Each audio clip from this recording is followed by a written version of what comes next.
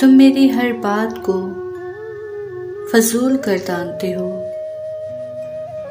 تم کیا جانتے ہو کہ اپنے سخت رویے سے، زبان کی تلخی سے طنز کے تیر کاٹتے ہو۔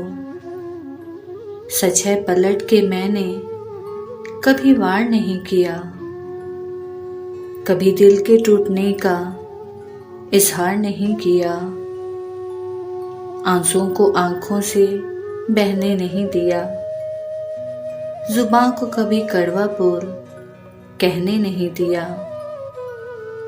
کہ کڑوا بول جب کانوں میں پڑتا ہے تو دل کو چوٹ دیتا ہے، جگر کو چھلنی کرتا ہے۔ سو اچھا نہیں ہوتا اپنوں کا دل دکھانا، نہیں بھاتا دل کو کسی کا روٹھ جانا، دل کو غمگین کرتا ہے اپنوں کا بچھڑ جانا، دل کو تسکین دیتا ہے اپنوں کا ہنسنا مسکرانا۔